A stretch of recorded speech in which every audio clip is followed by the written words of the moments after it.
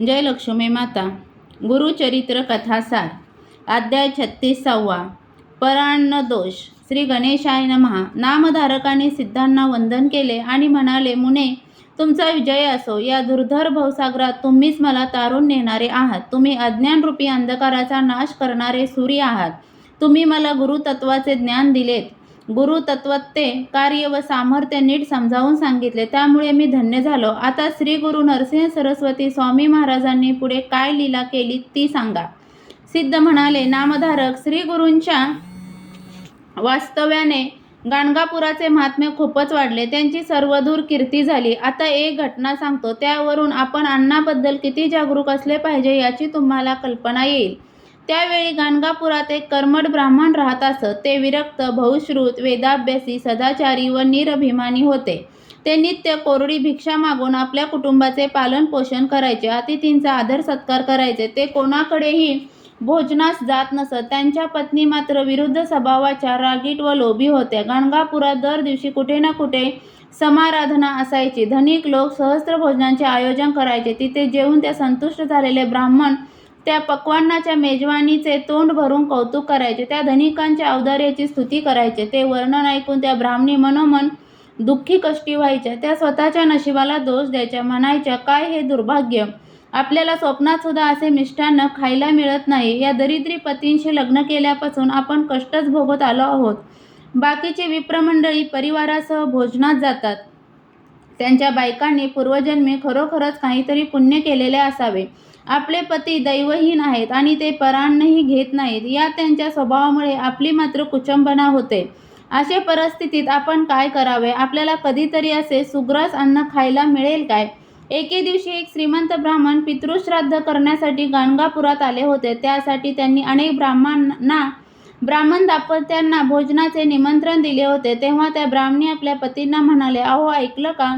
एका धनिक ब्राह्मणांनी जेवणावळ घातली आहे. तेथील पंचपक्वान्नाचे भोजन करून लोक तृप्त होत आहेत.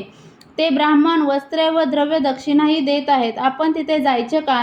त्यामुळे एक दिवस तरी चांगले अन्न खायला मिळेल. मलाही अपूर्व असे मिष्टान्न सेवन करावे अशी इच्छा झाली आहे. म्हणून तुम्हाला यायचे नसेल तर कृपा करून मला तरी जाऊ द्या. त्या द्विजवर्यांना त्यांचे मागणे योग्य वाटत नव्हते, पण त्यांचे मनही मोडवत नव्हते. म्हणून त्यांनी त्यांना तिथे जाण्याची परवानगी दिली. त्या आनंदाने भोजनावळीच्या ठिकाणी गेल्या.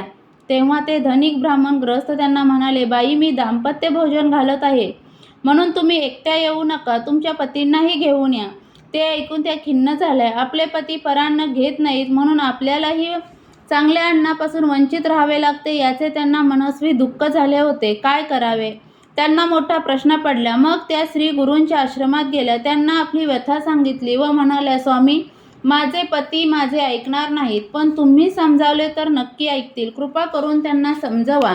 त्यांचे बोलणे ऐकून श्रीगुरूंना हसू आले. त्यांनी त्यांच्या पतींना बोलावून घेतले व म्हणाले, अहो, तुमच्या पत्नींना मिष्टान्न भोजन करण्याची वासना झाली आहे. त्यांची इच्छा पूर्ण करा. त्यांचे मन व्यथित होऊ नये म्हणून तुम्ही जेवणावळी जेवायला जा. ब्राह्मण म्हणाले, गुरुदेव, मी परान्न घेत नाही, पण गुरुवचनांची अवज्ञा करणारा घोर नरकात पडतो, म्हणून केवळ तुमची आज्ञा पाळण्यासाठी मी तिथे जेवीन. श्री गुरूंचा निरोप घेऊन ते दाम्पत्य जेवणावळीत गेले. तिथे पंक्तीमध्ये जेवत असताना ब्राह्मणींना मनोमन आनंद होत होता. पण तेवढ्यात त्यांना आपल्या ताटात तोंड घालून सूक्ष्म देहाने कुत्रे व डुकरेही ते अन्न खात आहेत असे विलक्षण दृश्य दिसले. ते पाहून त्यांना किळस वाटली. ते अन्न टाकून उठले. सर्वांनी त्यांच्याकडे आश्चर्याने पाहिले. तेव्हा त्यांनी आपण काय पाहिले ते सांगितले. त्या पतींना म्हणाल्या, नाथ, मला क्षमा करा. मी तुम्हाला इथे आणायलाच नको होते, कारण माझ्याबरोबर तुम्हीही श्वानसुकरांचे उष्टी अन्न खात आहात असे मला दिसले. त्यानंतर ती दोघे श्रीगुरूंपाशी आली. त्यांना वंदन केल्यावर ब्राह्मणीने भोजन समयी त्यांना जे दृश्य दिसले त्याबद्दल सांगितले. ते ऐकून श्रीगुरू म्हणाले, बाई, आपले पती परान्न घेत नाहीत म्हणून तुम्ही यांना नेहमीच दोष देत होतात, पण परान्न घेणे योग्य नाही हे आता तरी तुमच्या लक्षात आले असेलच. ब्राह्मणींना कृतकर्माचा पश्चाताप झाला होता आणि व्रतभंगाचा दोष घडला म्हणून ते ब्राह्मणही चिंतामग्न झाले होते. ते आपल्या पत्नींना दूषणे देत होते. श्रीगुरूंनी त्यांची समजूत काढली. म्हणाले, अहो, तुम्ही पत्नींची इच्छा पुरवण्यासाठी तेथे गेले होतात. म्हणून तुम्हाला दोष लागत नाही. तसे पाहता जे झाले ते बरेच झाले, कारण आता तुमच्या पत्नी तुमच्या आज्ञेत राहतील. या परान्नाचे नावही काढणार नाहीत. परान्न न घेण्याचा तुमचा संकल्प अगदी स्तुत्य आहे, पण पितृकार्य, देवकार्य अशा प्रसंगी भोजनासाठी ब्राह्मण मिळत नाही. म्हणून कोणी गृहस्थ चिंतामग्न असेल तर मात्र अडून राहू नका, तिथे जेवायला जा. त्यामुळे धर्मकार्याला सहाय्यभूत होण्याचे पुण्य लाभेल. तुम्ही तिथे गेला नाहीत तर मात्र दोष घडेल. ते ऐकून त्या ब्राह्मणांचे समाधान झाले. ते म्हणाले, स्वामी, आम्ही कोणाकडचे अन्न घ्यावे आणि कोणाकडचे घेऊ नये याविषयी काही सांगा. श्री गुरु म्हणाले, आपले गुरु, शिष्य, विद्वान, वैदिक, ब्राह्मण, मामा, सासरे, भावंडे, साधू वृत्तीने राहणारे सज्जन, गृहस्थ यांच्या घरी अन्न सेवन करावे. कोणी ब्राह्मणा वाचून अडला असेल तर त्याच्या घरी जेवावे. गायत्रीचा जप केल्याने परान्न सेवनाचा दोष जातो. आता कोणाकडचे अन्न घेऊ नये याविषयी सांगतो. स्मृतिचंद्रिका ग्रंथात याची सविस्तर माहिती दिलेली आहे.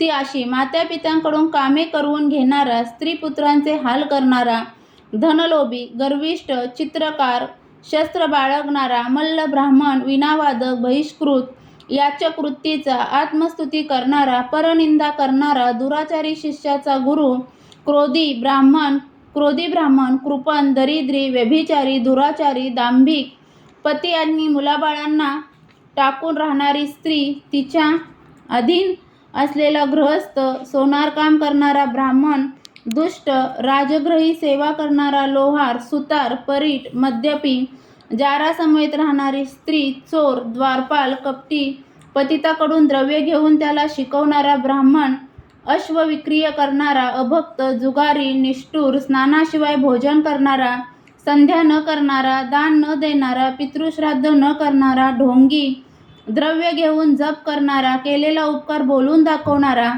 व्याजाने पैसे घेणारा, विश्वासघातकी, अनीतीने वागणारा, पक्षपाती, स्वधर्माचरण न करणारा, कुलपरंपरा मोडणारा, द्वेष करणारा, माता पिता गुरु यांची निंदा करणारा, हिंसक वृत्तीचा, आषाढभूत, दान देण्यास विरोध करणारा, ब्राह्मणांचा सन्मान न करणारा, निपुत्रिक, घरच्या अन्नाला नावे ठेवून परान्नाची स्तुती करणारा, दुसऱ्याकडे जेवणारा व स्वतःच्या घरी पंचमहायज्ञ न करणारा, स्वयंपाकी, अपंग आणि परग्रही राहणाऱ्या अशा लोकांकडे अन्न ग्रहण करू नये.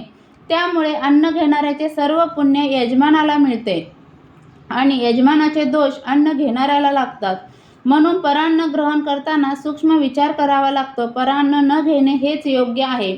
भूदान, गोदान, स्वर्णदान, अश्व, गज, रत्नादी दान घेतल्याने दोष लागत नाही, पण निषिद्ध कर्मे करणाऱ्याकडचे अन्न घेतल्याने मोठा दोष लागतो. परग्रही वास करू नये, नारीशी संग करू नये, या गोष्टी अधोगतीला कारणीभूत होतात. अमावास्येला परान्न घेतल्याने महिनाभराचे पुण्य नष्ट होते.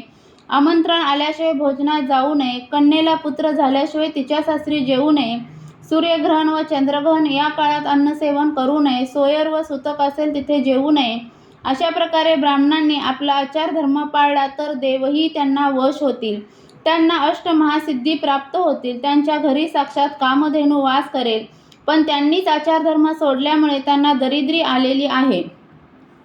तेव्हा ते ब्राह्मण म्हणाले, गुरुदेव, तुम्ही कृपेचे सागर आहात, आम्हा भक्तांचा आधार आहात, आमच्यावर कृपा करा. आम्हाला ब्राह्मणांचे आचरण कसे असावे याविषयी काही सांगा. त्यावर श्री गुरु म्हणाले, पूर्वी नैमिषारण्यात अनेक ऋषी तपश्चर्या करत होते. त्यांना पराशर ऋषींनी ब्राह्मणांचा आचारधर्म नीट समजावून सांगितला होता. तो असा: पहाटे उठावे, आपल्या गुरूंचे स्मरण करावे, ब्रह्मा विष्णू महेश यांचे ध्यान करावे, सूर्यनारायणासह नवग्रहांचे स्मरण करावे, संकादिकांचे स्मरण करावे, नारद, तुंबरू, सिद्धपुरुष, योगीजन, सप्तर्षी, सप्तसागर, सप्तद्वीपे, सप्तभुवने, सप्त पितृदेवता व इष्टदेवतांचे स्मरण करावे, प्राप्त स्मरणाचे श्लोक म्हणावेत, मग उठावे, लघुशंका, शौच, दंतधावन करावे, हातपाय धुवावे, आचमन करावे, स्नानापूर्वी, स्नानानंतर, निजण्यापूर्वी, उठल्यावर, भोजनापूर्वी व नंतर, जांभई वा शिंक आल्यावर, लघुशंका व शौच केल्यावर, काही वाईट दृष्टीस पडल्यावर अथवा वात सरल्यावर आचमन करावे.